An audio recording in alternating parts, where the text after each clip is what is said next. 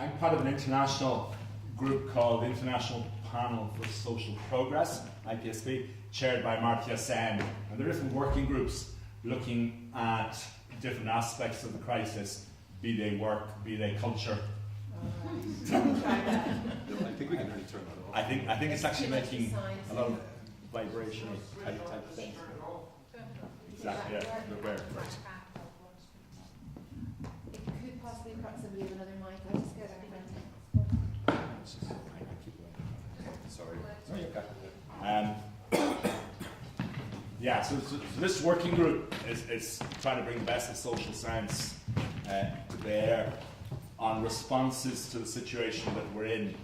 The sort of the old is no longer working, but we haven't yet found the new dispensation, the new way of living in the world. What we seem to be is at a tipping point.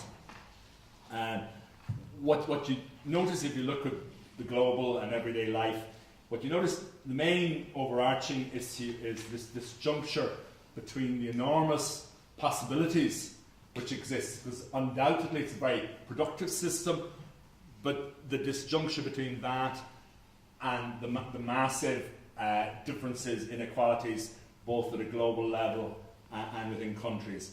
And a complete erosion of the post-Second World War gains in the north. The welfare state is a shadow of what it was in the global south that I'm more familiar with. A complete dismantling of the developmental state, which created a level of industrialization and social development in the 1950s and 1960s. So we're getting to that point globally where there has to be a change. And you can come at it from any angle. Obviously you can come at it from climate change, you can come at it with a gender lens, but whichever way you look at it, you're at a tipping point. So what has all this got to do with Ireland? It's not just something that you talk about in your sociology of contemporary globalization.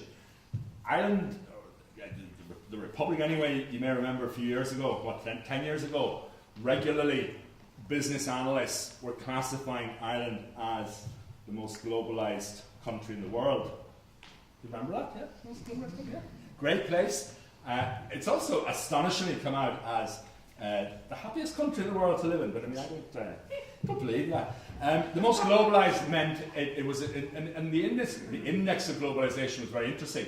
It meant it was about the penetration of multinational capital in the economy. It was about how much foreign media was consumed. It wasn't a terribly positive thing, but people thought this was great. But most global.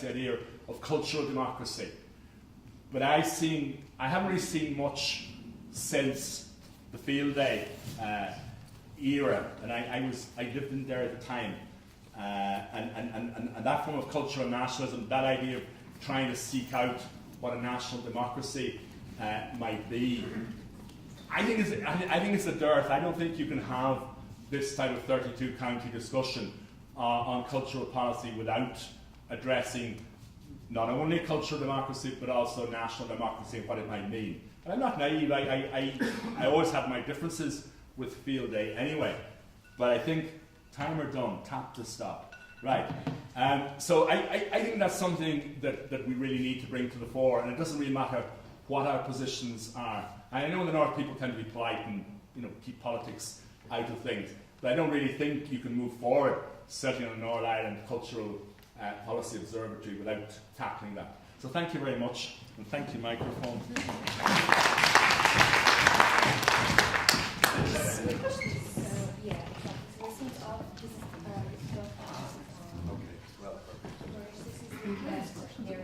That's okay. I'm sure everybody can hear me. Can you? Yeah, we're fine. Thank you very much, Ronnie. Sorry for putting you under pressure with time there, but I do want to catch up a little bit and don't want to delay our keynote speaker either. So can I move on to John Woods, please, who's very kindly agreed to take the place of Peter Doran from Law. And John is associated with Peter on work and wellbeing, a Carnegie Associate and a visiting research associate at the School of Law here at the States. Thanks very much, Alan. I can project my voice. Yes, I'm coming to this conversation cold. I haven't been here this morning. I know nothing, so I will just talk about what I know. Peter Doran and I have been working on a Carnegie Roundtable on measuring wellbeing for the last year and a half. This is really a piece of work which started off by thinking, how can we shift from GDP measurement to wellbeing measurement, but actually then quickly became another sort of way of looking at government and governance, and about how we align public services behind wellbeing outcomes. Quite early in the process, we got some political support from Simon Hamilton, who's the what I was trying to do is I was trying to set my timer going because I'm absolutely hopeless. Yes, okay. So who said, actually wrote with, he was the finance minister at the time, and with the chair of the finance committee at the Assembly, they together penned an introduction to a report we wrote, and they wrote, "It is time to place the well-being of our citizens at the heart of what government is about, at the heart of the shared narrative." This was a great endorsement and a start to the work we're doing. Roundtable comprised senior civil servants, a couple of politicians, academics, people in the voluntary sector, economists, that kind of thing. Worked all the way for a year at things. The impetus really came from Sarkozy's work on, not Sarkozy, Stiglitz's work for Sarkozy on some kind of beyond GDP, which of course included Amartya Sen in his the three of them with Jean-Paul Fitoussi. And it's great to be sitting next to someone who sits on a panel with Amartya Sen. And me. So you're all familiar with the arguments about the shortcomings of GDP. It no longer attracts or results in improved life satisfaction. It doesn't measure inequality. It doesn't measure non-monetary goods such as work in the home or volunteering. And what does it measure? Well, it does measure bads. And some new bads it's added to the list recently are prostitution and illegal drugs, which has given a little boost to GDP now that those have been measured. All technical arguments. Probably, though, Carl Pogliani puts it best when he wrote, the control of the economic system by the market is of overwhelming consequence to the whole organisation of society. It means no less than the running of society as an adjunct to the market, instead of the economy being embedded in social relations. Social relations are embedded in the economic system. Second context for the work was really our own journey out of conflict, and how the well-being of our society has been shaped by years of trauma. As one of our contributors said, we know how to treat individuals suffering from conflict-related trauma, but how do we go about treating a traumatized society? So we see well-being as a very holistic concept, bringing together social, environmental, economic, and democratic outcomes. This approach means we assess society's progress in the round rather than just using economic indicators as a proxy.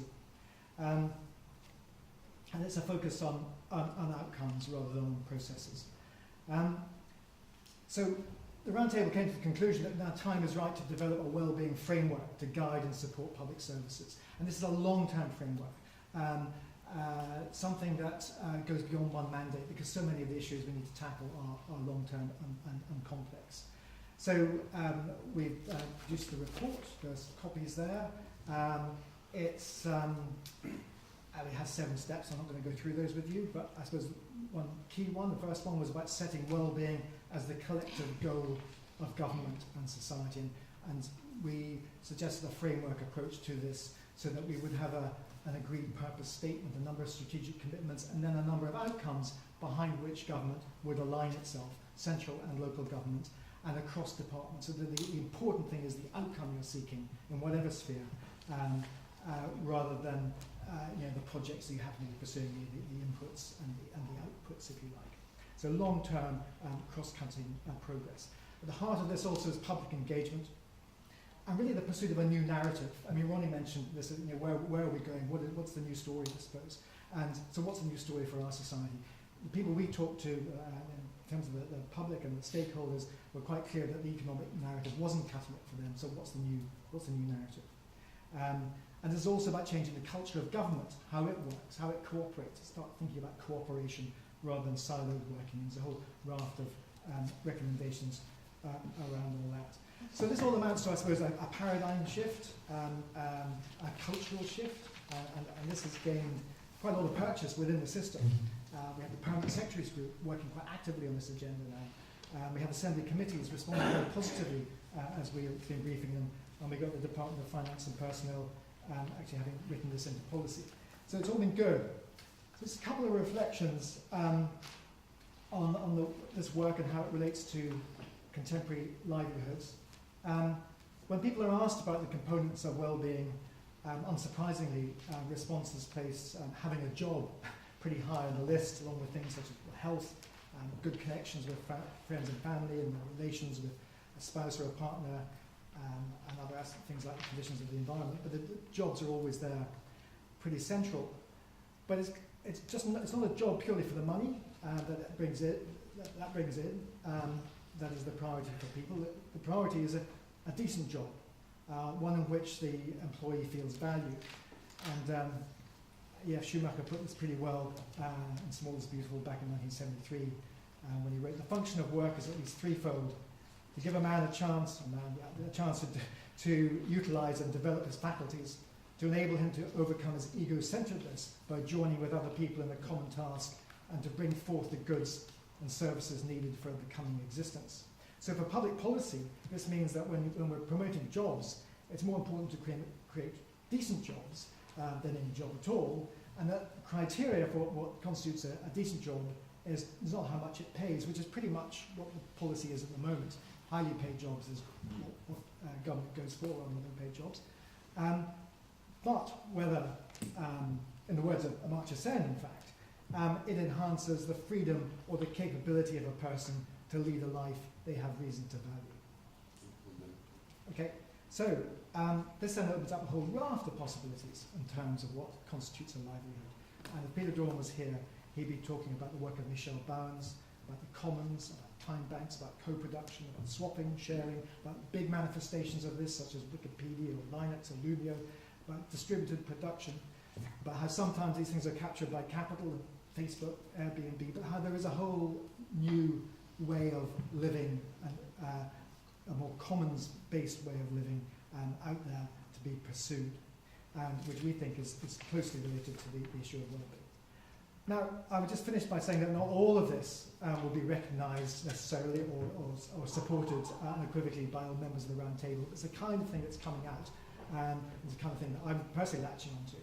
But I think they'll all agree that we are engaged in a cultural shift from a purely economic focus to one that places the well-being of citizens and communities at the heart of what government's all about.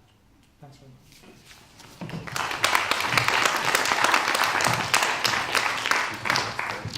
Thank you very much, John, and again for stepping in at such late notice. Literally 24 hours ago, I think, or less. He was asked to stand in. But actually, this fits very nicely with our next speaker, the co-organiser, Victoria Durr, who's going to be speaking about local government and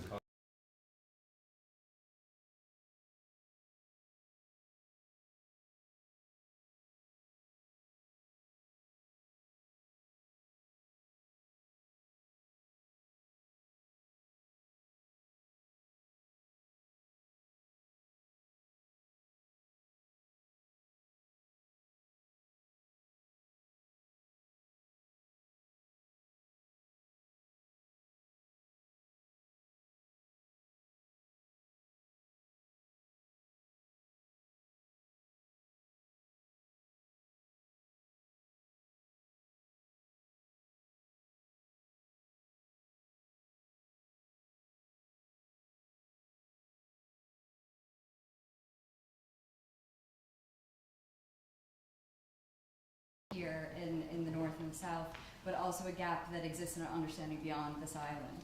So I'm going to begin by rationalizing the importance of such study through 4 key issues, and then I'm going to explore what we might try to learn more about here. I'm going to center that discussion around 3 themes: roles, working practices, and relationships. The information presented today is based on initial desk-based research on policies in both regions and interviews with local government arts officers in Northern Ireland, a sample so far. This has been an iterative process based on an interpretive approach through which I'm seeking to identify key research questions for further focused study. So to begin, why are local authorities an important infrastructural site for understanding cultural policy? For one, local government is argued to be the level of government closest to the people. And however this may differ in Northern Ireland and the Republic, the scope of the work is carried out in relation to neighbourhoods and places, communities and residents. Second, while local government is the level most proximate to communities, they are also very directly influenced by policies at central level, programs for government, for instance. Third, while there are some requirements in relation to the arts, support and involvement is not statutory at local government level in either Northern Ireland or the Republic. So we're relying on the voluntary commitment of local councils to resource the arts in particular ways. This allows local government to create their own choices and values about their roles and the purposes of their activities, even when considering the relationship of the arts to other policy areas like social inclusion, city branding, and some of the things that we've talked about today. And fourth, the discretional authority of a small group of individuals within a local authority has impacts on the types of decisions that are made. This could be arts office staff, councillors, management above that arts office staff, and other colleagues within the local authority that they work alongside. So I'm now going to consider those 4 rationalizations within relation to the Republic of Ireland and Northern Ireland, and I'm going to focus on the themes I mentioned earlier. There's a lot more I could have put into the talk, and I've got, we can talk in the discussion about anything that people might want to elaborate on. So first, roles and responsibilities. Very briefly, local government involvement in the arts between both North and South largely began in the 1970s. For the Republic, it was the Arts Act of 1973. In Northern Ireland, it was the Local Government Act of 1972. And I think the housing of the relationship in those 2 different acts is worthy of note. Since that time, local government involvement with the arts has evolved to include the establishment of arts offices and arts officer staff in around the 1980s in both places, with very differing relationships between their arts councils. And I'm not going to go into the nuance of that, but we might talk about that after as well. So addressing central and local government priorities as well as the arts, local government sits within both the fields of the arts as well as the field of public administration. These have altering perspectives like those regarding kind of political discourses of rights, citizenship, and democratic participation, as well as cultural themes like diversity, heritage, and aesthetic values under consideration. As a result, roles and responsibilities to the arts are based on what are typically understood as competing agendas: consumption-led local development models with economic and social objectives, for example, also broadening access to the arts, and or maintaining and safeguarding excellence in the arts are all under consideration within the frame of local government and the arts. So it's a site where strategic priorities meet local realities, with government councillors and public sector workers as the brokers between them. However we think they're doing that is a different issue, but that's what role I see them as. So this leads me to the second issue of working practices. And I think that research has yet to fully acknowledge in public administration research or the arts the situated way in which individuals working within and with local authorities may negotiate that terrain, particularly local authority arts offices. While working practices of a local authority are often characterized as hierarchical, research shows that it's not actually that straightforward. And in fact, arts office staff and other local authority colleagues and local councillors may have relationships characterized by interdependency, reciprocal influence, and overlapping functions. So while the work of the arts can often be marginalised in relation to other areas of work within a local authority, a number of councillors and other staff in the institution would rely on the expert advice of arts officers and their teams to determine how a budget is spent and what activities and what art forms are given priority. How much they rely, how much they take that into consideration is another area for discussion, but that's kind of one of the situations within there. So particular art forms arts office staff have an interest in, their belief systems about the arts, their personal commitments have a role to play. However high that role is taken into consideration, they do have a role to play in what decisions are made in relation to local government's allocation of resources to the arts.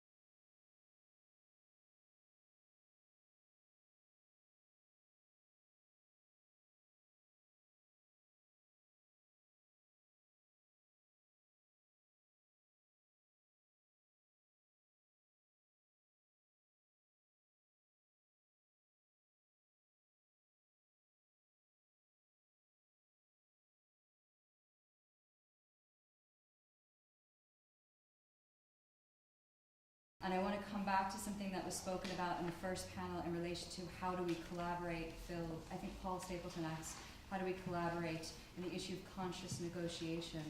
So external relationships within cultural policy here on the island are fragmented, and this has been recently acknowledged by both arts councils, which have called for a strengthening of partnership between arts councils and local authorities. And there's been some recent research out of King's College that's talked about how while policymakers and funders may employ partnership to achieve value for money and efficiency, arts practitioners often understand it as a means to join together for the purposes of growing rather than cutting the sector. And I'd say it's not that these two interpretations can't connect in some way, but that greater understanding of them in practice is needed, particularly as deep partnership often involves organizational change. Some examples would be Arts Council Ireland's recent acknowledgement of a need for spatial planning within relation to the venues and research that could be developed around that, and what that means and how we can learn from Northern Ireland's relationship with their venues and the very different structure that happens between local government and venues here. Because spatial planning, it by its very nature requires integration. So kind of questions about partnership require kind of, is this a euphemism for conformity, or is it about joined up coordination of arts policies together? Which just, these questions are things that we can research together because they have implications for the sustainability of a healthy arts and cultural ecosystem. So in conclusion, local cultural policy and governance is characterized by uncertain and intangible outcomes, diverse institutional structures, dynamic relationships, ambiguous data, and multiple subjectivities. The situation makes it an important infrastructural site where we might better understand how the tensions and complexities that arise for contemporary governing bodies, local citizens, localities, and the arts and cultural sector are enacted and experienced in our everyday lives. I have a few other things that I could talk about and other notes of areas within relation to local government and localities that I'm hoping might come up in the discussion, and perhaps Patricia's talk will spark that as well. So. Thank you very much. Thank you, Victoria. You might be organising this, but I will not give you any extra time. So our final speaker then is Dr. Patricia Flynn, Senior Lecturer in Music at St. Patrick's in Clontarf, who will speak about music. Good afternoon, everybody. And it's great to be pressure to try and say so much in so little time. So I'm going to begin by just saying a few words that I hope you'll take home with you and that you'll remember. The first is music generation. It's something that Tori said to me I might have to explain because not everybody knows what it is. So if you go out of this room remembering the word music generation, I feel that I have achieved something here. The second one is philanthropy. Can be a good thing, can be a challenging thing, not always straightforward, but interesting in the context of music generation. The third is reputational leverage, and that's something that I will tease out a little bit. The fourth is boundary breaking and how that might happen and how it has happened in an instance I'm going to talk about. And then fitting in with things that have been said before, changing cultures of working, certainly in the arts, and this understanding of partnership and what partnership can be.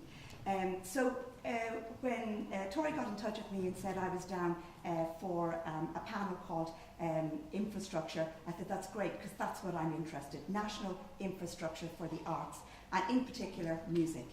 And in a previous piece of research, I did research with Alva Kenny on local authorities and local authorities' contribution to music development in Ireland. And certainly I'll be with Tori on that, in that there's a huge contribution to make there. I'm a little bit biased, I'm thinking about music, other people are thinking about wider fields. But it's interesting how infrastructure is built.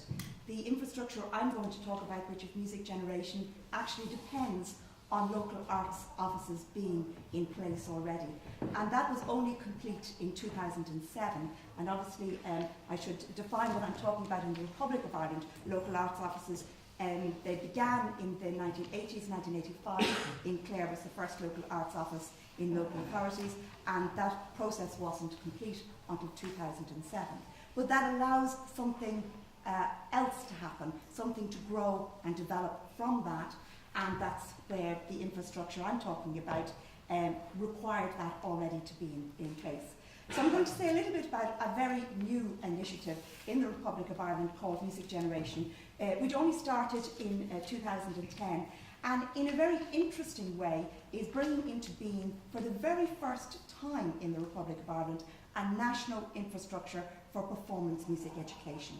And that is vocal and instrumental music education, interpreted in the broadest sense and across many music genres such as classical, trad, jazz, pop and rock in all its variants, rather than what might be termed school or curriculum music.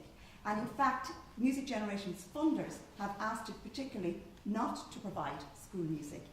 And this, as we'll see, is one of those tensions between an arts orientation or an educational orientation that occurs in this type of infrastructure, and also how a particular different way of working or a different type of partnership contributes to the resolution of that, and it's one aspect of this infrastructure. So I'm interested in the ways in which this new entity, Music Generation, has managed to be open structured and in some sense boundary breaking in an environment that resists this. Working with regionally based local authorities, as well as VECs, vocational education committees that are now styled educational training boards, as well as community arts and development organisations, and nationally with government departments and agencies such as the Department of Education and Skills, the Department of Arts, Heritage and the Gaeltacht, the Department for Children and Youth Affairs, the Department for the Environment, where local authorities lie, and also statutory national funding and development agencies such as the Arts Council. I'm very conscious of Martin Jury and Toby sitting in the audience here as I mention these. These bodies, and maybe I'll accept the Arts Council here since you're present, are not well known for their permeable borders. And often initiatives become embroiled in a certain sense of territoriality. And this is one of the reasons why past initiatives in this area didn't thrive. Such a national infrastructure would be usual in other European countries, but has never existed in the Republic of Ireland before, the type of infrastructure where people can access affordable and locally provided music education as a matter of course, in the type of music that they're interested in. Here in Northern Ireland, people have in the past benefited from such an infrastructure through the library boards. The renowned international pianist Barry Douglas, who comes from Belfast and is one of the few non-Russians to have won the prestigious International Tchaikovsky Prize in Moscow in 1985, told in a recent interview how he benefited from the music education he was able to access at a very modest sum in Belfast at that time. In fact, he recounts that he began as a percussionist and had the freedom to range across instruments, and only taking the piano seriously when he participated in a masterclass organised by this service. In the Republic of Ireland, we have been trying to establish this infrastructure since the 1930s. It takes a long time for something to come about. In the 1930s, the then Minister for Education, Richard Mulcahy, included provision for instrumental and vocal education, including the formation of choirs and orchestras in the amendment to the Vocational Act. At that time, vocational education focused on the training for trades, such as plumbers and electricians. And vocal and instrumental music tuition was now among these. A very different type of music education was being provided at that time by the all-private secondary schools that existed then. However, it didn't catch on. It was developed and sustained in pockets throughout the country. Places such as in County Cork, which continues to this day to provide this type of performance music education. But in 1985, the Deaf Ears report carried out by Heron found that if you drew a line from Ennis in County Clare to Dublin City, you would find no publicly funded music school above that line. And that's a tremendous amount of the country. We think about all of Galway, all of Sligo, all of Mayo, all the Midlands, all the border counties, no publicly funded music school or infrastructure for such at all. This remained largely the situation in 2003 with the publication of the Music Network Feasibility Study on a national system of local music education services. Although the country was financially healthy at the time, there was little willingness to realise the recommendations of this report. Instead, death by pilot project was offered. And a 2-year project was established in Donegal and the City of Dublin, funded by the Department of Education and Skills, with no plans for an evaluation. I should say, of the 2 pilots, Donegal is still in existence and is thriving. In this way, initiatives regularly fell between the interests of various government departments. The tricky question is, is music infrastructure the responsibility of education or the arts? Such initiatives were often subject to changing and competing priorities at both local and national level and failed to thrive. This is the environment into which music generation inserted itself, but in a highly unusual and unconventional way, as music generation is philanthropically funded, wholly philanthropically funded. Its ways of working are also influenced by this engine of philanthropy, and it manages to retain an independence outside of government structures, but working intimately with those same structures to forge a new national infrastructure. It is both separate and connected, and in fact operates in some way as an interconnector, bringing disparate territories together. What could not be achieved by national statutory bodies alone was achieved through the influence and reputational leverage of philanthropy. But it also bears the hallmark and the stamp of the thinking and approaches of philanthropy, which has to some extent challenged the status quo and is embedding new ways of working and thinking between national and local infrastructures. Music generation itself has brought together somewhat competing ideologies to create and develop and to create a plan to sustain and grow a music service that remains close to and draws on the professional and artistic world of music and musicians is provided not only in an educational context, but in the context of community building and also of artistic development. Music Generation is seed funded by a 7 million gift from U2 and the Ireland Funds. At the outset, it signalled that it was willing to donate 7 million only if there was a firm commitment to continue the funding beyond the initial seed funding. Because of the reputational leverage of the donors, it gained this commitment from the Department of Education and Science, and for a long time people didn't believe that that would happen.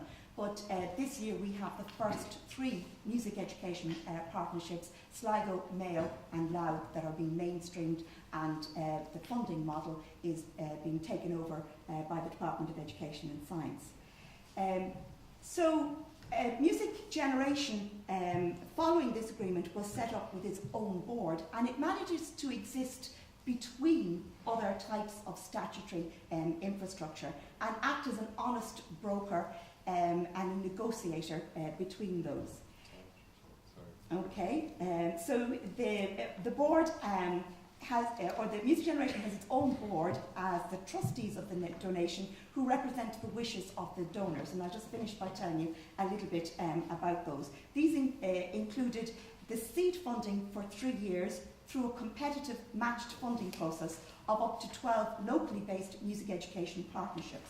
This 50% funding model is not unproblematic, but it also makes the MEPs 50% funders, and this is recognised.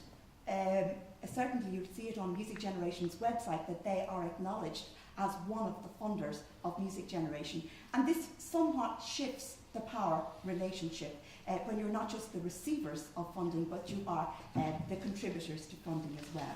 I'll just finally say that there now are 11 MEPs set up in 12 areas of the country, with 26,000 children and young people participating, employing 330 musicians. Thanks very much. Thank you all to the panel on infrastructures. We've had Ronnie, just to remind you, speaking on landscapes and questions of nationalism. We've had John talking about his work on well-being. We've had Victoria on local government, and we've just had Patricia on music generation and state provision of music and training.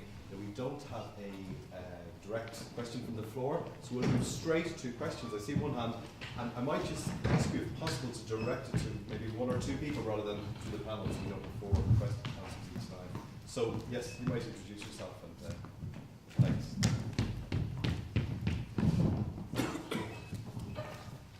Hello, my name is Joe Mangan. I'm Director of the Performance Corporation. We're a theatre and festival production company in the South, and I'm also Chair of the National Campaign for the Arts. So I've written down my question because I'm in an academic environment, and I wanted to be sure I knew what I was going to say as opposed to just start talking. So my question is to the last speaker, effectively, and it is there a physical infrastructure related to music generation? And I'm assuming not, that there weren't a load of buildings built, and is that not the point? It makes the money go further and further to the rest of the panel. Do we need to stop thinking that providing physical infrastructures would provide cultural jobs and animation, as mentioned by a contributor earlier on, as well as cultural provision? Okay, so maybe start with you. Is this okay, yes? Sure. Oh. Yeah. Thanks. Sorry. Thanks very much for the question. I think it's a really relevant question, and I think you've kind of included the answer in it there. This is one of the things that works very well about a music generation, that it's not trying to set up a system. There's no system. It's trying to enable people at local level to have autonomy of design, of a provision of performance music education in ways that can work locally, taking advantage of what's available, finding ways to build up and develop things that might be missing, and making partnerships and connections. So it's really, really different right the way around the counties, the music education partnerships that have it. And it can manage to achieve that because it didn't follow a music school model. And there's a lot of reasons, which I'm not going to take up a huge amount of time because other people would like to say something. Because there's a lot of reasons for not just there's complicated and interrelated reasons. One of which is that they're thinking about whose music are you representing, and they're trying to see how you can faithfully represent a cross-section of the music that is present in society today, not just one type of music. Great. I'll move on to the panel then, if you want to address the second part of the Just, I don't think this is on. Yeah, we can hear you. We can hear it fine, just Okay. speak away. Hello. I think the issue about physical infrastructure is a really significant one for the whole island. You can see in Northern Ireland there was a planned. We're going to have a building 20 miles from every resident. That was an Arts Council strategy. Arts Council Ireland wasn't kind of leading in the building of the venues there, but they've inherited a large legacy of them in financially resourcing them, as well as local authorities being involved in that. And what's interesting in the north is that while there was this while there was Arts Council strategy and central government, none of it was coordinated. So local authorities play a significant role in dealing with that infrastructure, and I think it heavily influences how arts development is interpreted in local authorities here. I'm very early days, but I think it influences it. I'm not exactly sure how yet, but I think it does compared to the south.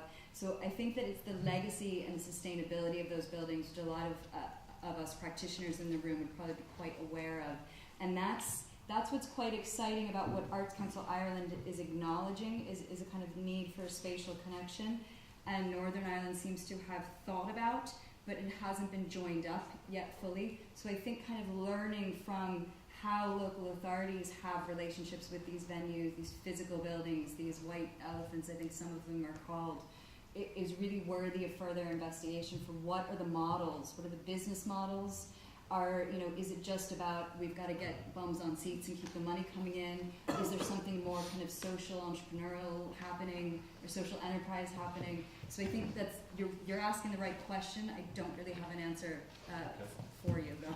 Do the two other members? Yes, Lonnie, would you like to? Yeah, I would take a slightly different take. I mean, while accepting what Victoria's saying, like I was a bit concerned about this physical infrastructure emphasis. The way I would, it's certainly slightly old-fashioned structures and superstructures and buildings and that. Like the way things are moving would be much more towards network ways of working, and I think the discussion of music shows that there are perhaps more intelligent ways of collaborating. So, like development of cultural policy on an all-island basis, I don't think necessitates a big building in Armagh or whatever. But looking at ways of networking the existing networks. So there's a political process of finding, if you want, the democratic common ground within each jurisdiction, then between them, that we need to perhaps look at. But just to argue a little bit, Good. I think you're right, but that's what local authority arts officers were doing before they had these buildings. But now we have them, so I think we have to think about what to kind of do with them and how to take the lessons from Action 4 to... Okay, we are going to get into the zone of quick questions and quick answers. I'm sorry. Matt, don't call him Matt. Can I just come back with Very briefly, Yeah. let's go to just as a possible solution to some of what you're calling white elephants, which I would agree with?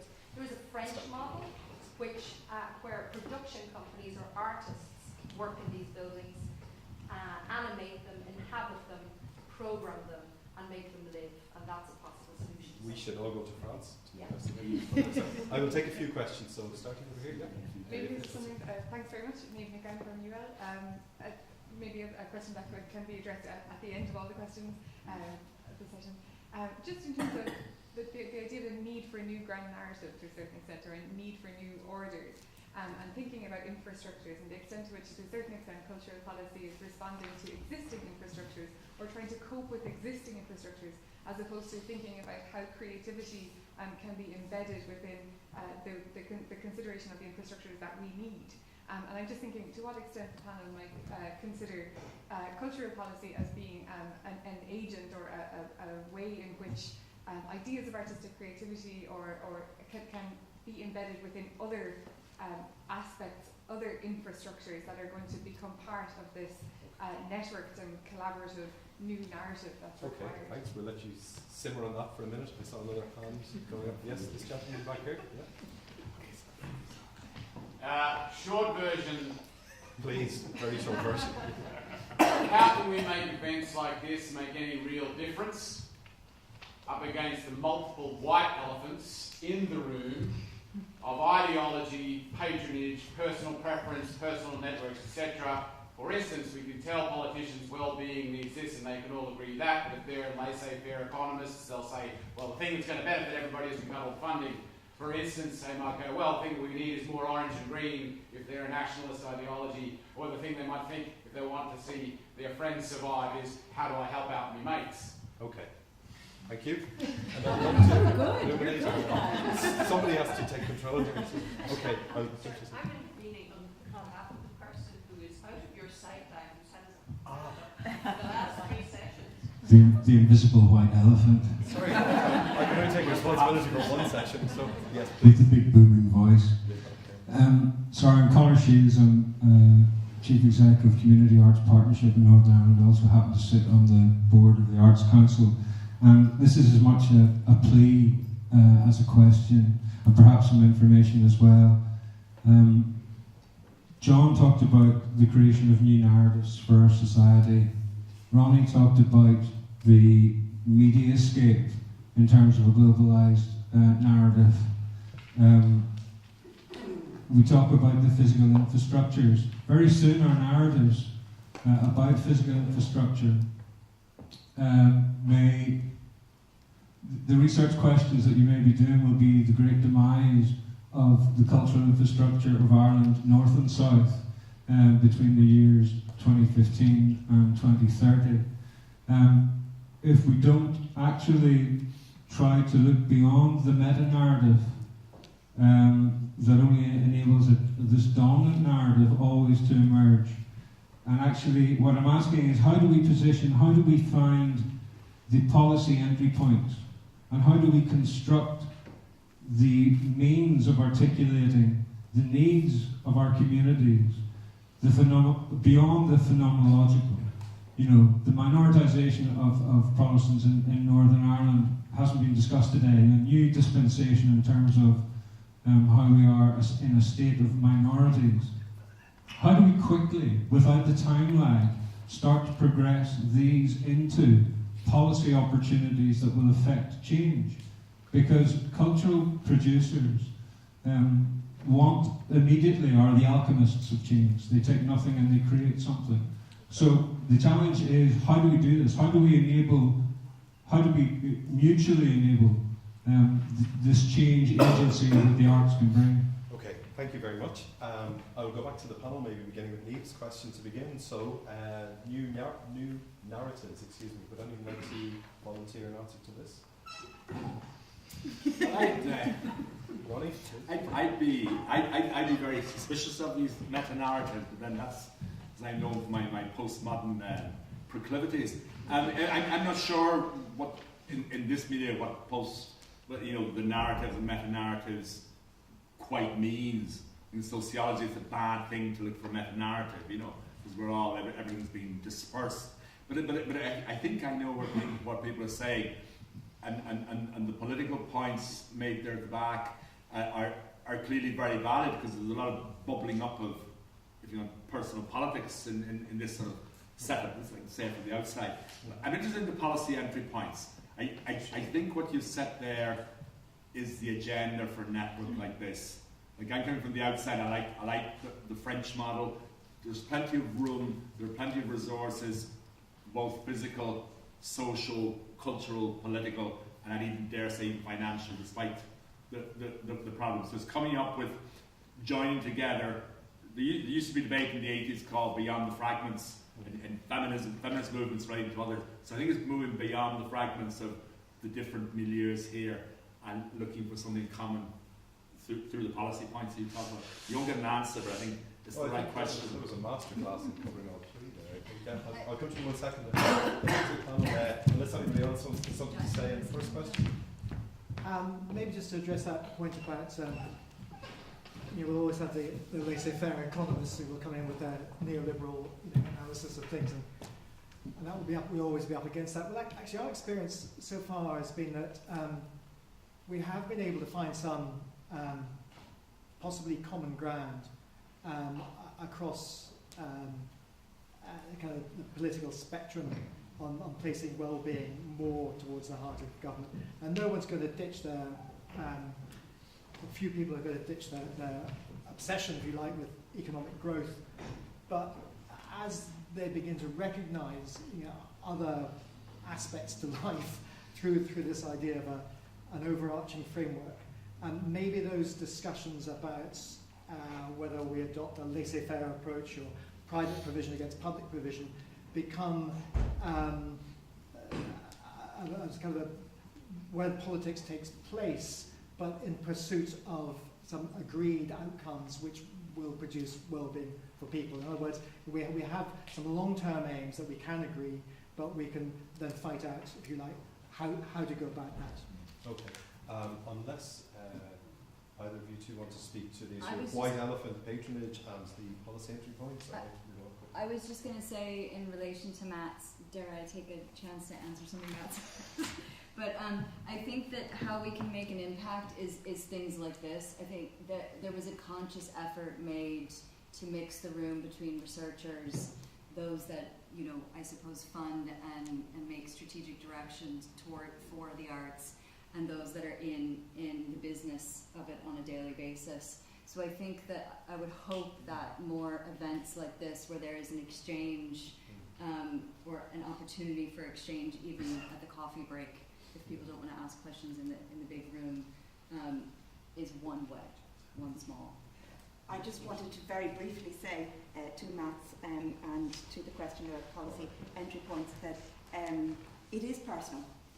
It actually, we talk about infrastructures, we talk about shapes and organisations, but actually they're made up of individual people, and it actually takes a champion within them, somebody who believes, somebody who has vision, and somebody who will follow it through. And so it's really important that in terms of policy entry points, that we make people aware of and we make it matter in their own lives as well. There's a kind of an educative or a learning process where people become familiar with these things. But you're looking at individuals, you're not looking at structures and organisations. Right. Thank you. They're very thought-provoking questions. I mean, we could go on all day with them, I imagine. I'll just, very briefly, the two hands here, the lady in the black hair. Okay, Annie Fitzgibbon. My question is about the function of voluntary organisations in negotiating the relationship between local government and central government. I was very taken, Patricia, with your comment about being the music generation being an honest broker, that it is acting as the guardianship for the core art form, if you will. And I would just like to ask the panel that comes to you, do they see there being a role, a kind of a three-way partnership? Because it strikes me some of the problems with infrastructure is that local government and central government throw hot coals backwards and forwards to each other with nobody taking full responsibility for who's going to put things in place. Okay, and the very final question, this gentleman here, you could speak away. Go ahead. Okay. Sorry, Martin Drury is my name. I'm from the Arts Council in Dublin, and it's more of an observation than a question. Sure. And it's linking a few things around well-being and around the policy entry point.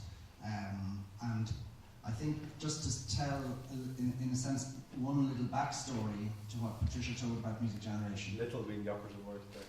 Yeah.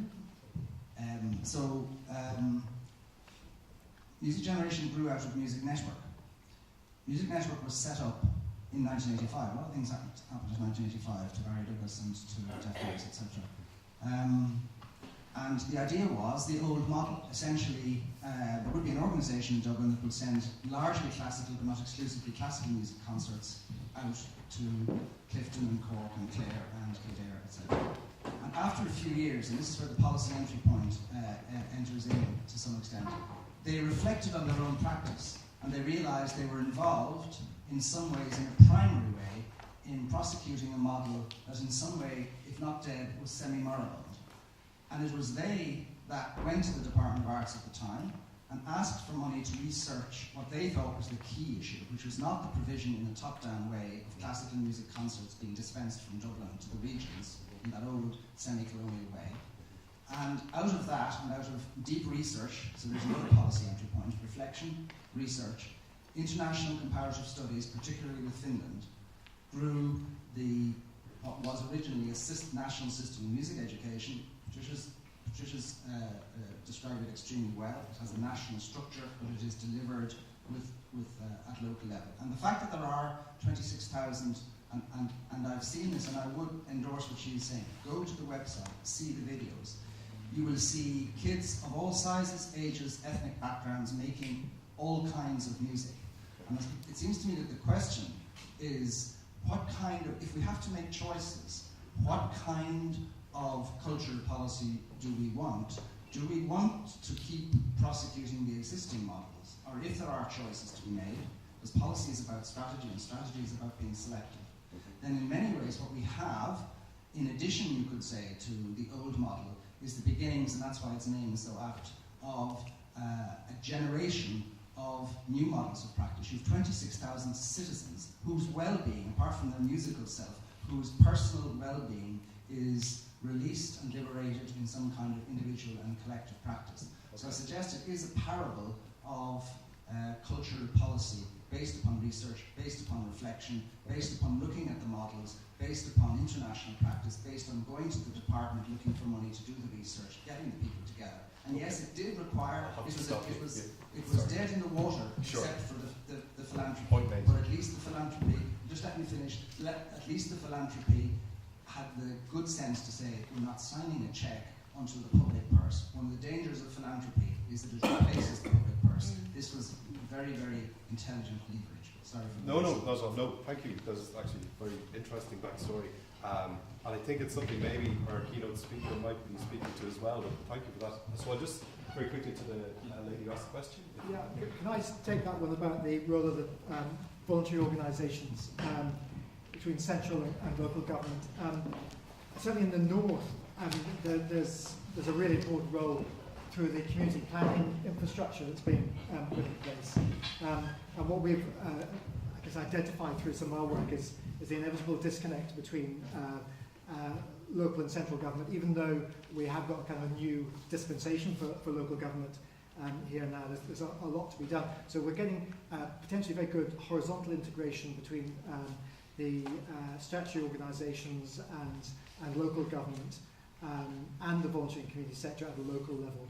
But this isn't really reflected further up the chain. So basically where voluntary organisations that are organised on a regional and national level can fit in there is by trying to improve that relationship and have both central and local government working towards similar ends, which I know they actually is a live issue for them as well. Okay, I might just call a pause there. Thank you very much to the panel. We might just thank them in this edition.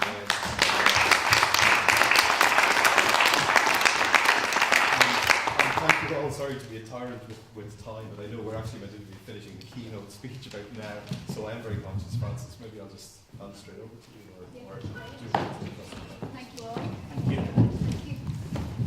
So I'd just like to welcome to the podium Professor Francis Ruan.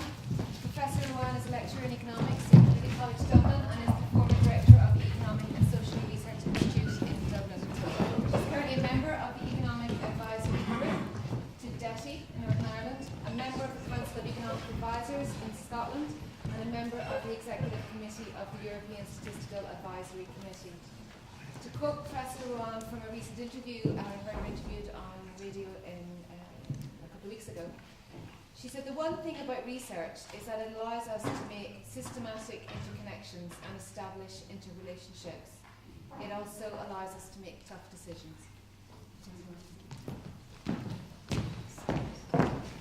Yes, I'm conscious I'm long past closing time, but I have a few slides, but they're very, very small, and they were just to keep you guys awake at this stage, because I thought no. Yeah. very delighted to have the invitation to be here today, and I have to say I really want to commend the idea of setting up this kind of network. Great, thanks. Setting up this kind of network. It takes a huge amount of work, a huge amount of patience, a huge amount of self-giving. Any of these networks do, you might get funding for them, but actually it is the ultimate in pro collegium, pro bono type work. But ultimately I think it's really timely, I think that's been said a couple of times today, that it's a very timely thing. I mean, we are at the beginning of, if not beginning, we're well into the era of multiculturalism. So what isn't that the right time to look at the issue of culture? And we know that it's a moving target. Technology is changing things, the migration patterns are changing things, mobility generally, and there's new concepts emerging all the time about how we want to think about different things. We saw lovely examples of that during the course of today. At the same time, we have old institutions, old structures. So there's a sense in which all of this change, and at the same time, some of what we have by way of legacy is much older. So what I want to really say, just talk a little bit about research and policy in a kind of general way, because I think there's a sense in which, as I understand it, the researchers in this room really are interested in producing research which can help to inform policy, both north and south. And I mean, that relationship between research and policy making is actually a complex one. It might seem very obvious if you haven't thought about it, but it's actually very complicated. And it depends crucially on relationships. And it depends on the relationships between researchers, practitioners, and policymakers. And in a sense, that's why today's structure is actually absolutely right. And in a recent book that I did with colleagues in the SRI, we talked about the ideal model for researchers, the research community, is one of engaged scholarship. In other words, they're engaged in the process, but crucially, they must remain independent. They mustn't, in fact, get caught up in being part of the policy, because researchers are not policy makers. They're producing research to inform policy. And I think the other thing is that policymakers who engage with researchers must be expected to be challenged. And if they're not being challenged, there's something probably wrong, because inevitably researchers have actually got a very wide base on which they should be involved if they're going to be in this kind of activity. So if you think about the normal policy situation, we look for a vision for what it is we're trying to do, and the concept of a vision for culture at this stage, as it were, north and south. Once we have that vision, because we have to say, well, what do we mean by that? And I'll come back to that in a moment. What are the objectives or the goals then we're trying to achieve to help realise that vision? And then, and this is really where very often, certainly in the south, I can't say it about in the north, but we then say, well, what are the guiding principles? If these are our objectives and our goals, what does that suggest then if you cascade to the next level? What should we be doing if that's what we are trying to do, as it were? And really what you need to do then is to look at what you're doing at the moment to see, is it consistent with the goals that you are articulating? And I did some recent work a few years ago, 4 years ago now, on the health sector in Ireland, which is health policy. We have the most stunning health policy documents in work. We adhere to the best possible standards internationally. But unfortunately, when you look at the guiding principles that should lead you to the objectives of the health system, we do none of them. I mean, I think we reviewed something like 47, 49 we got maybe 2 that were kind of okay. So I think in terms of culture, that's even more difficult. I mean, health is as we say in the south, is Uganda. But culture is actually almost more difficult because it's more cross-cutting in terms of a policy area. And furthermore, the complexity of it is that it's got porous edges. Now, one word that didn't come up today, came up a little bit in the last session, but what really surprised me was education and culture. Because it seemed to me that one of the things that you want to do through your education system is say, how is our cultural policy, how is our vision for culture in Ireland today, how is that reflected in the way in which we educate? Well, I'm not talking about third level, well, I'm not talking about second level, I'm talking about primary level. And that really is crucial, because what we do know, and Don O'Malley in the South has always given us the example that changing policy in relation to making second level education free had one of the longest effects on Irish society and the economy over decades. The policies that are really important are the long-term ones, the ones that have a sustained role in. And hence we started off today with the discussion about Derry and a critique of Derry. And what's really going on there is these are short-term, boom, boom, boom, boom, boom, boom. That's not the way, all the evidence shows that's not the way changes in policy have their long-term impact.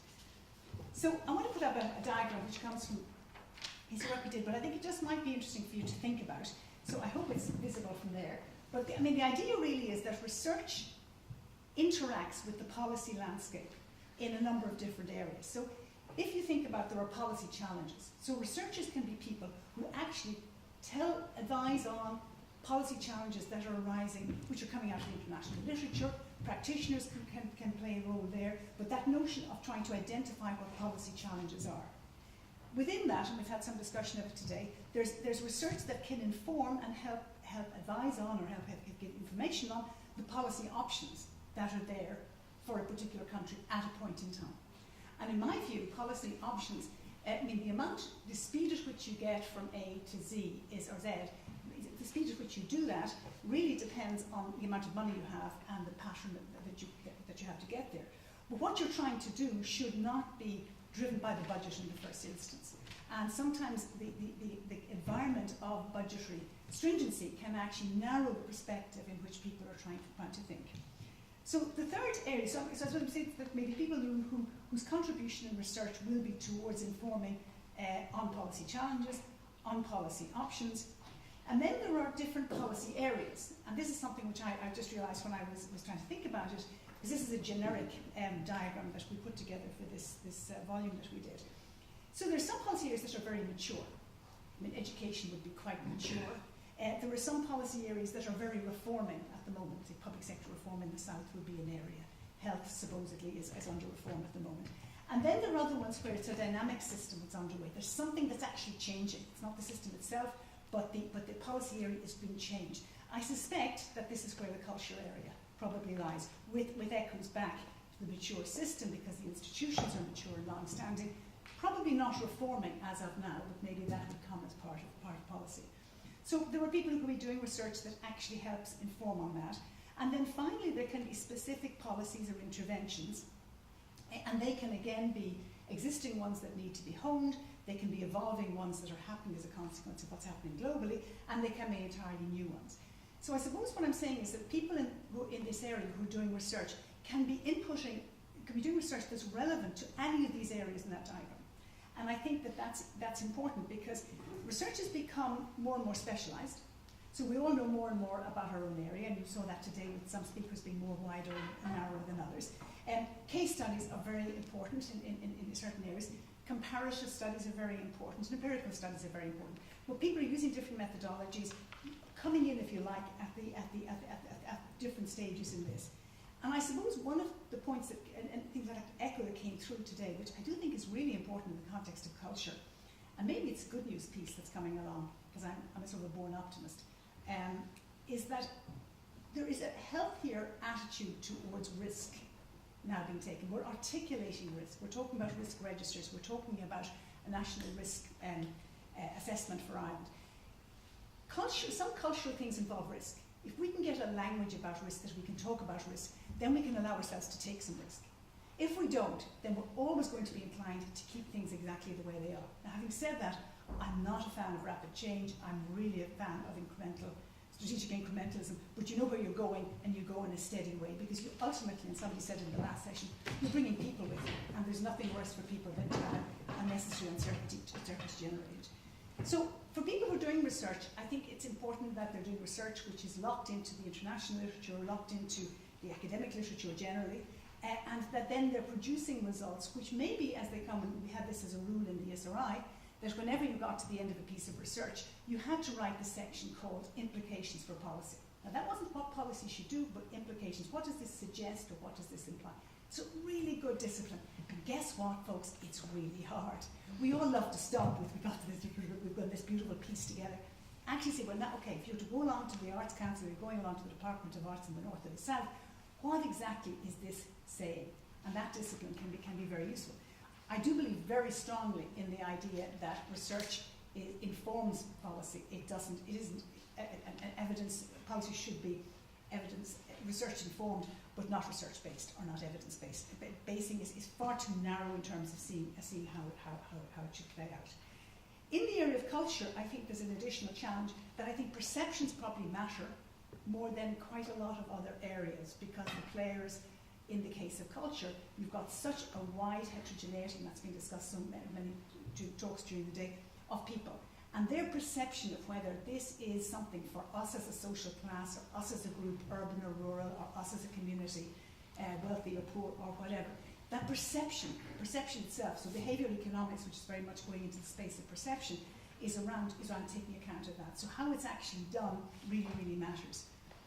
And I guess another one of my concerns when you start to do research that you're hoping will inform policy is that the policymakers don't see research as simply evaluation tools and evaluation of what's been done. This is a really, really putting the researcher into a kind of mechanical role. The thing's been done, how do we get on? Did it do X, did it do Y? Important work, but actually research can do so much more than that. And in particular, in the design of policy, maybe the subsequent evaluation of that, and of course, good practice is to actually build evaluation into the design. And a final point I say to people in the room, because I think it's an important one, was touched on in a number of points today, although not specifically said, is that researchers need to be aware of their own possible biases. We talk about politicians looking for evidence to support what they want to do as being policy-based evidence making, but actually researchers can also have biases implicit in where they're coming from, and that's where I think the sort of engagement in international projects really makes sense. So, just a point on this. This is the edge bit of a jigsaw. It's the nearest bit of a diagram we could get to the edge bit of a jigsaw. And I suppose I want to say something about culture, because I think in a lot of areas, for people who are trying to draw up a policy, who are trying to think about what they want to do, the sensible thing is to get the framework and try to get those edge bits as well as possible. And then the detail is filling in the edge bits. So it's like a high level strategy. I think in the area of culture it's just very hard. I think those edge bits are very fluffy in certain areas, because you can have a very wide definition of what you're trying to do with culture or a very narrow one.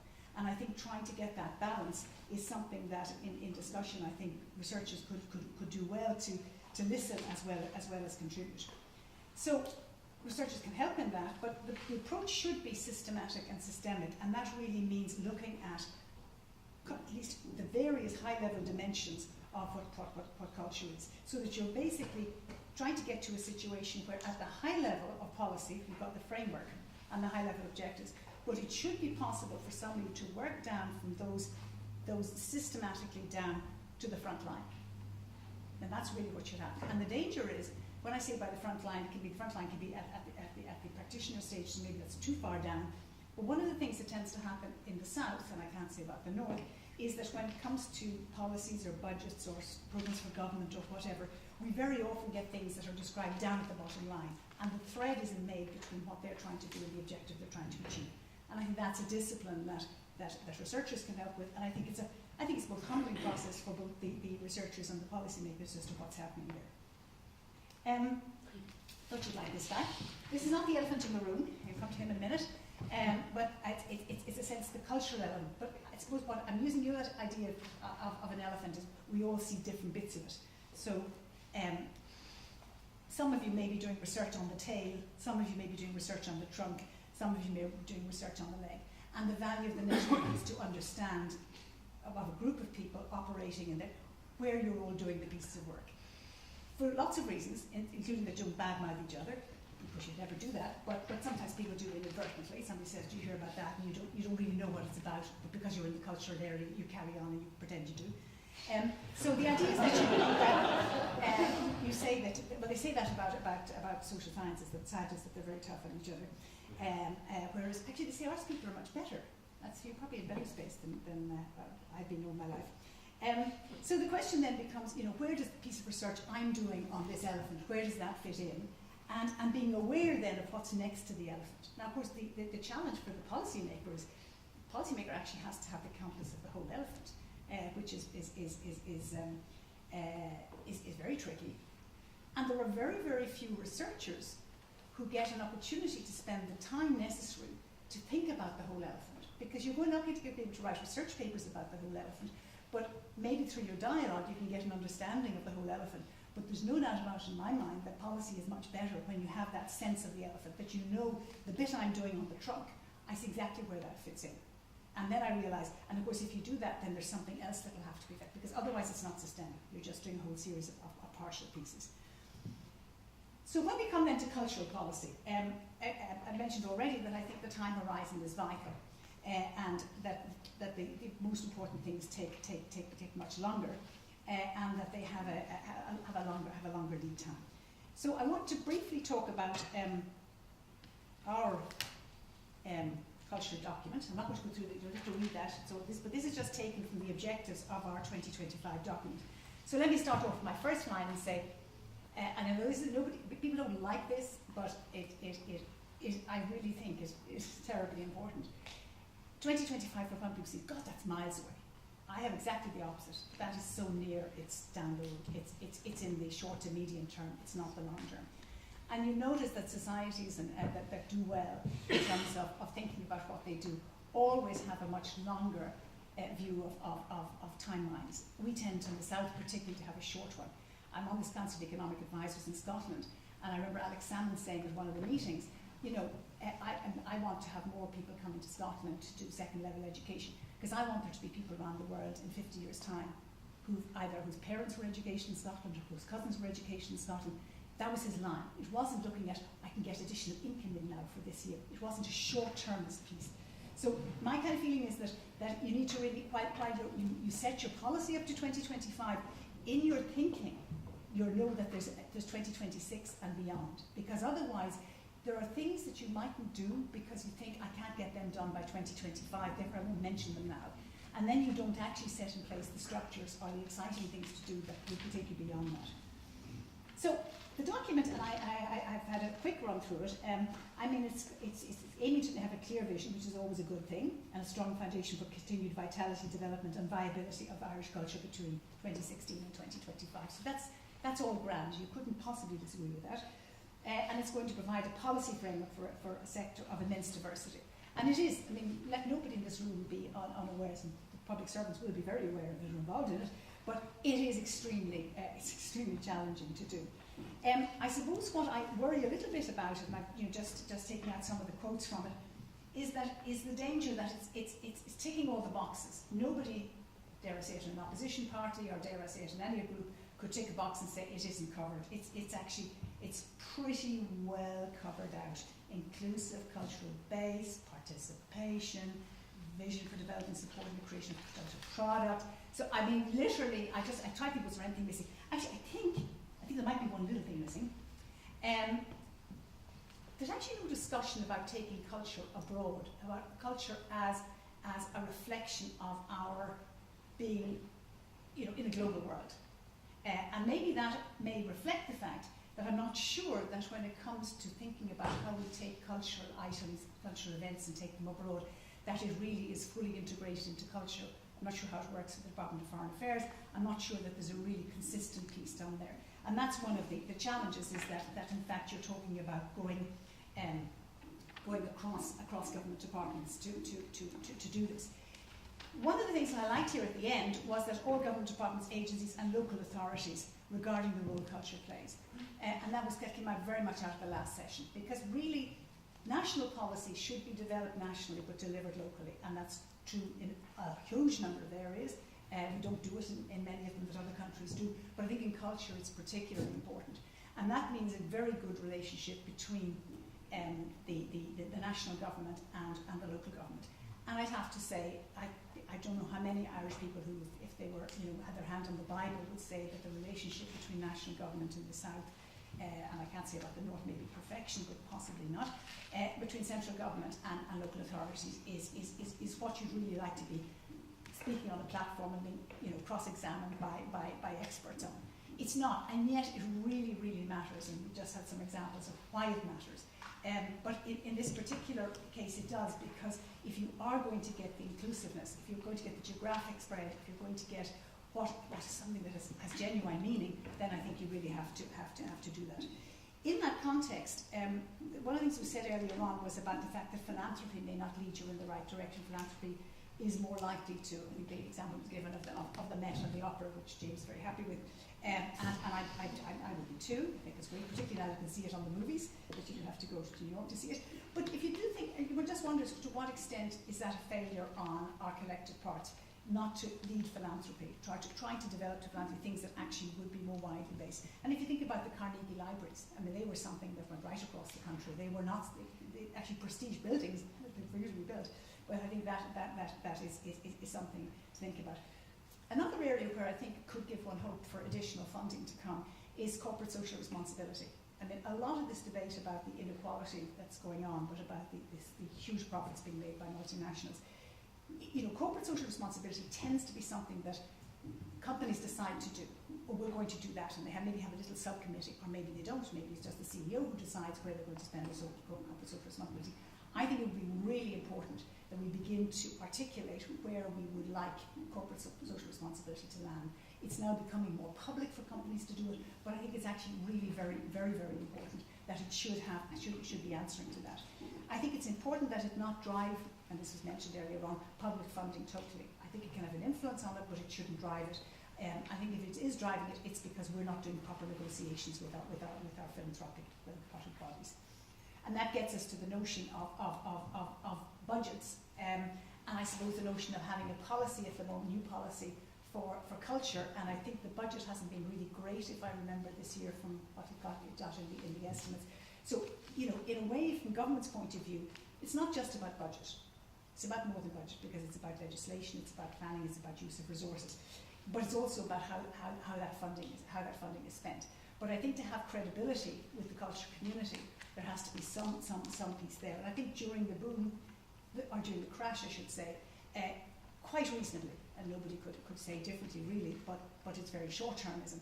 You know, we didn't do things we must have, not things that were nice to have or good to have. And I think culture has suffered hugely from that. What we now need to make sure is we get into a place where we've got sustainable infrastructures that we can manage. I'll tell a story. I was down at the opening of the Wexford Opera House years ago, and I thought this was a fantastic facility. This was in the boom. We had finally got this stunning theatre. I don't know how many people had been in it. It was absolutely beautiful down in Wexford. So I was at this reception. I was talking with this very nice lady from Enniscorthy, and I said, "This is a fantastic facility. This would be great. You'd be able to have, you know, the opera and then you have theatre." Oh, no, we won't have theatre here. And I was looking at this huge, you know, millions of euro had gone into it. She said, no, Enniscorthy is the theatre town. And I thought, oh, sweet Lord, you know, if you're going to build infrastructures, if you're going to avoid them being white elephants, you need to think conceptually beyond it. And I think in the discussion, the last session, I thought there was a point where, to me, networks are infrastructure. The notion that we think of physical infrastructure as being just bricks and mortar, networks are a crucial point of infrastructure. So just finally, I guess what I'm saying is that, I don't want to put a stop on anybody trying to do a culture policy, because I think it's long overdue, and I think given the multiculturalist nature of our society is absolutely crucial. But I'm saying rushing policy formation is a tricky and dangerous thing to do. You need to make it clear that, I'm slowing you down just a little bit here, and I know there's a thing called an election, and there's things about all sorts of difficulties that outside the system I don't have to worry about. But something about towards a culture policy, recognising that actually fixing a culture policy, at this point in time, in a very short period of time, when we've just come out of a crash, when budgets are at their lowest, when people haven't really maybe given it, and this research network hasn't actually maybe made some of the contributions it might be able to make. So I think it's important. If it is required to do a policy culture, I think there should be a big, like the no smoking, the things on smoking will damage your health. There should be a big thing saying this is something that needs to be reviewed in 2020, because I don't think we're ready for one, to be perfectly honest with you. And it's not that I don't believe you have to get started, but it's important to do that. And I think one can claim that reasonably in the context of changing technology, globalization, cultural diversity, etc. So I want to just end with two quick stories. One relating to the last session on music. And I was just reminded an American friend of mine many years ago when she came to live in Ireland, and she was meeting Irish parents, and their children were playing the piano. And she said, well, what do they play? The answer inevitably was, well, he's at grade 5, or she's at grade 6, or she's just done grade 2. The way in which we thought about music coming through the school system was actually a series of exams. Not that she plays Chopin, or she does this, or she loves to play jazz, or she's made to do this, but she'd love to do that. It was just literally about it. And I think that says something terrible about what happened to our music education in the past. And my final story which, and some of you may have read this, was Blaise Smith, who's an artist, and who's based in Kilkenny, but who was attached on a project in Carlow a couple of years ago in a school. And he did a whole series of pictures of the school over a year, so they took him in as an artist in residence. And he wrote an op-ed in the Examiner. And he was basically making this plea for kids learning art at primary school and having artists involved in teaching them. Maybe this goes back to James's point earlier on about the para positions that people who are struggling with being art. But they've got to be decent teachers. You can't just send them in there and they're a bunch of loopers. But once they're doing that, they're doing that well.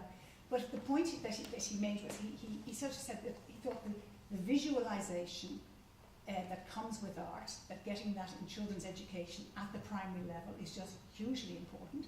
And he thought that we seem to be missing that. We talk a lot about creativity, we talk a lot about design, we talk a lot about problem solving, but actually visualization is crucial to that. And in a very practical way, visualization means you can describe something to somebody by drawing it, where you mightn't have all the vocabulary for a particular item.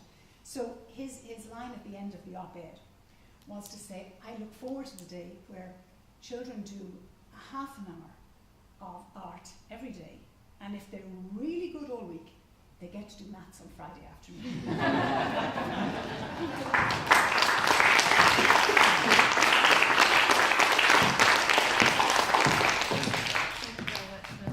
We might see if there's one or two burning questions. If there was Okay. Oh, there are, yeah. Don't make them too hard now, because that wouldn't be fair. Well, no, I'm just picking up on the recent euphoria with the Back to the Future kind of anniversary yesterday.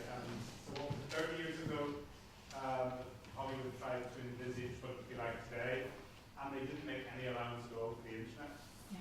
I mean, you're saying that it's too soon after the crash, or maybe the other event we should be talking about is sort of mass immigration. I mean, is it not always too soon for a 30-year strategy? I mean, what sorts of things can you possibly? Well, if you have some spare leisure time, if you go on to, if you put in Singapore and 50-year anniversary, they had somebody, a political scientist, who did 5 lectures on the challenges for Singapore over the next 50 years. And it was quite amazing. I mean, of course there were loads of unknowns out there, but it's the mindset of thinking about how you do that and that continual reflective piece. And I found it extremely interesting. I mean, you can't do the precise planning, but it's like outline planning permission for a house. It's like recognizing, for example, that the population is growing in a place. It's like recognizing that there's a whole series of things that we do know and taking those into account. So to me, my worry is that there's a failure of the imagination and a failure of vision sometimes when people look at just what I could do with this year's budget. And if I give you an example, I was on a committee in the 1990s, and this was really funny. It was on a tax and welfare committee, and it was the Irish tax system, which was in pretty bad history, and what goes around comes around. But anyway, it was in pretty bad state at that stage, and lots of poverty traps and lots of work poverty traps in the system. And at that point, the only additional tax revenue coming in every year was about 200 million pounds Irish. That was the kind of as much as the Department of Finance, because there were members of that on the working group, that they could budget for. So for several meetings, the question, what could we do with 200? What could we do with 200? What could we do with 200? And then somebody said, well, in 5 years we'd have 1,000. What can we do with 1,000? And you suddenly had a huge number of realizations of being able to deal with things in that time. And that's actually what ended up happening. And they ended up taking there was a new group set up between the Department of Finance and the Department of Social Welfare. So I suppose I'm just affected by that.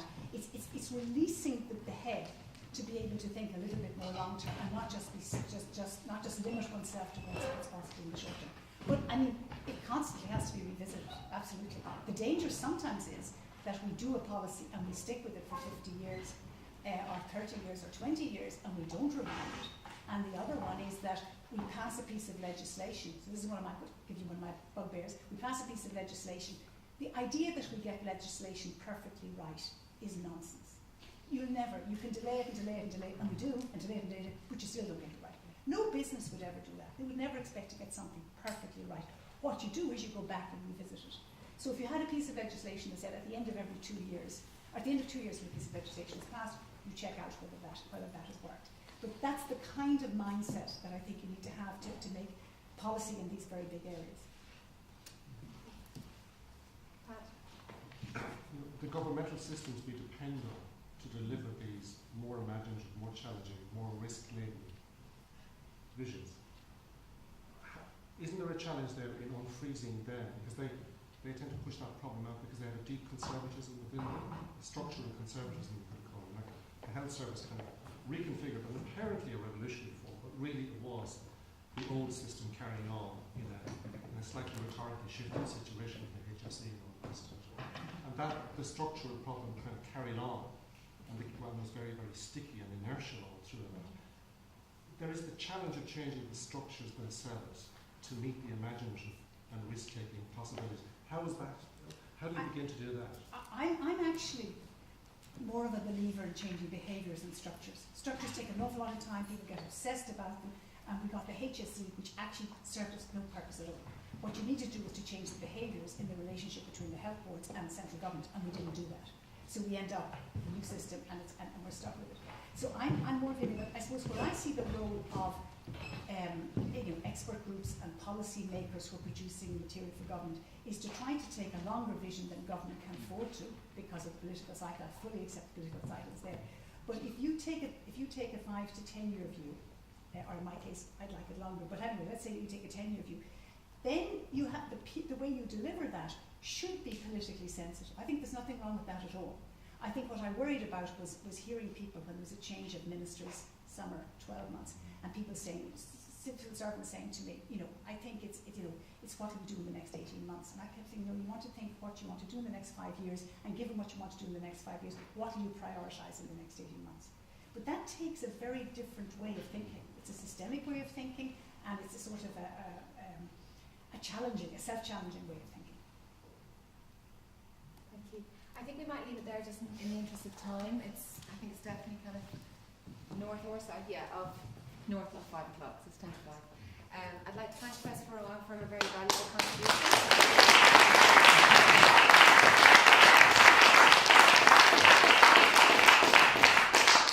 Not only have you given us plenty to think about in terms of policy formulation and evidence informing policy formulation, but also perhaps a new logo for the network, which might be an elephant. Thank you very much. I'm very conscious that it's kind of at the close of the day and you're probably very tired of people speaking at you and with you, but we did ask Dr. Tara Byrne, to come up and just do what we might call like an overview response to today. Dr. Byrne is, I'm going to read here just so I get it absolutely right. She's an independent cultural manager, researcher and educator who did her PhD in culture policy in grad camp through the Dublin Institute of Technology in 2013, and it looked at the influence of discourse, narrative and strategy on culture policy.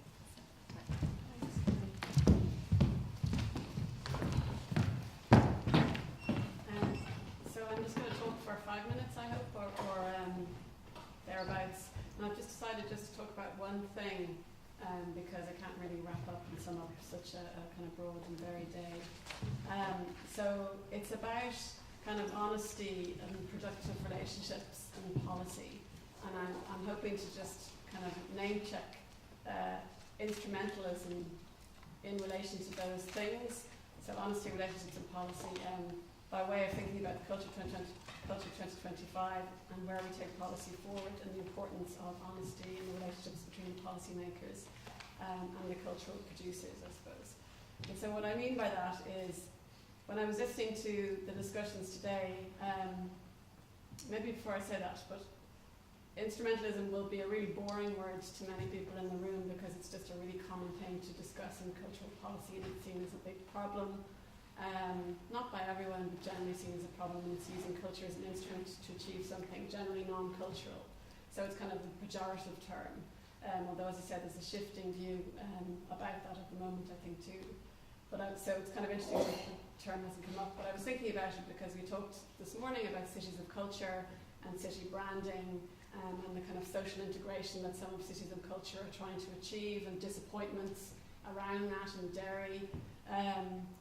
Also we talked about the arm's length being a term, and really came up with it, a kind of red herring, and that there was certain pantomime. You were talking about an arm's length in some way being the kind of opposite of instrumentalism, or somehow presenting culture and the arts as being separate from political decision making, which in a way I agree it never can be. If it's being funded by the state, it can never really be separate from political decision making. But I suppose it's how those decisions are made and what they're made about. Maybe that's important.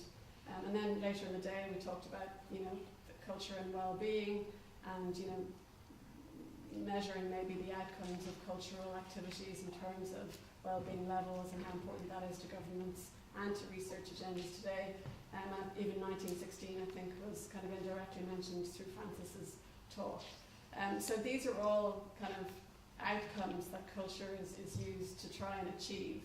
And I suppose I'm kind of just saying that culture is being used as an instrument to achieve these. And when disappointment is cited in relation to capitals of culture, not delivering on social integration, or being, you know, about branding and not being about culture, that surprises me, because to me it's very obvious that that's what the capital of culture is for politically. It is about the European project. It is not necessarily about culture in and of itself. It's about using culture to achieve something else.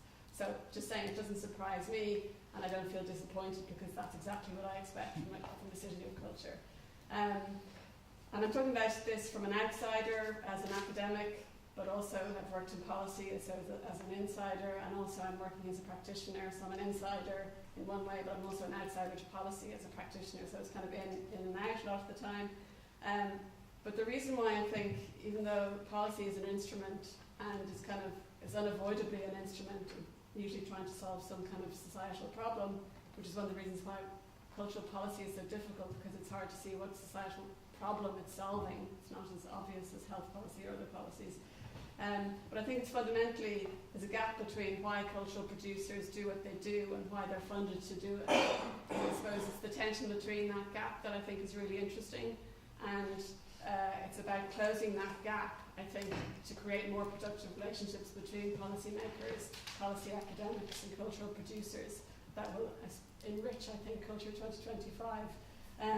Because ultimately, why I think culture is used as an instrument within government to achieve economies, or at least to say that it's trying to achieve better economies, or to say that it's trying to achieve better societies, is that it's about legitimacy for something that isn't fundamentally understood at central government level. And I don't necessarily mean in the department, but I mean at central government level. Our government reflects, I suppose, people that we vote in, and reflects most of society, and I would say most of society fundamentally doesn't understand, I suppose, the value of culture, even though they participate in it every single day, and it's implicit in most people's lives.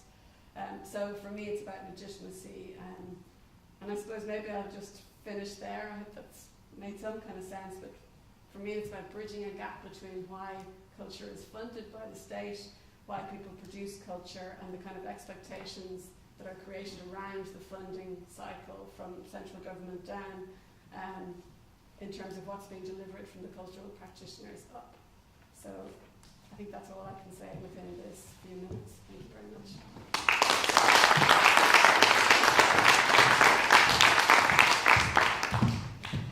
Okay, we're at the end. I'd like to close by thanking the Irish Research Council for the new foundation scheme 2014, which has made this possible and the initiation of the network possible. I'd like to acknowledge the working group that assisted us in planning today. That's Emily, Mark Fitzgerald, Maurice, who was our strong facilitator here, Niamh Nagawan, and Siún Hanrahan. I'd like to thank very much all of our speakers for participating today, even when you weren't sure why you were here. I hope you might know now. And the facilitators who had a really hard job and probably felt like jerks, but you weren't. None of you looked like jerks. I'd also like to thank those of you who came prepared to do some pre-thinking about questions from the floor and to share your own perspectives with us in doing that. Certainly not she's not in the room, but Mary Clark has been liaising with a lot of you and has been instrumental in today. The research and enterprise team at Queen's helped us very much with today. My colleagues who are also always behind the scenes, Ross, Mary and Glenn, who have made it possible to document everything and made sure the lights went on and the microphones were fixed when they needed to be.